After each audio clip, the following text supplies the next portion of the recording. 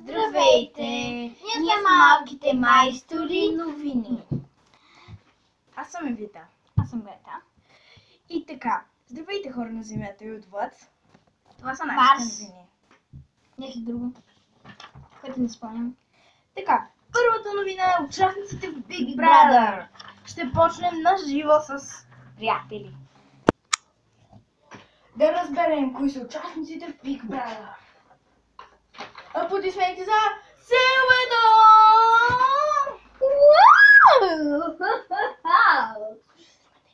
Сега, следващият ни участник в Big Brother. Аплодисменти за Бай Пешо! Не съм се чувствам песа, бъде!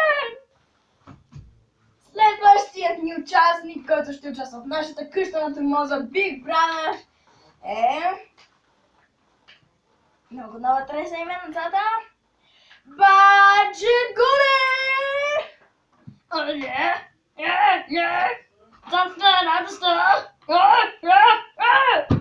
И последният ни участник, който е най-важният в къщата. Президента.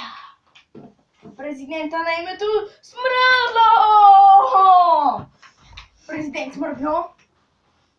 Това са участниците в Big Brother. Ема ми кажа нещо. Забавахте мен.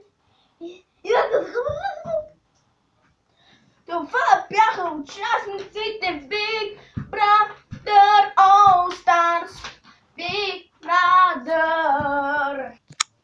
Така, следващата ни новина Е за новия парфюм на Мадона, който ще рекламира Силвето!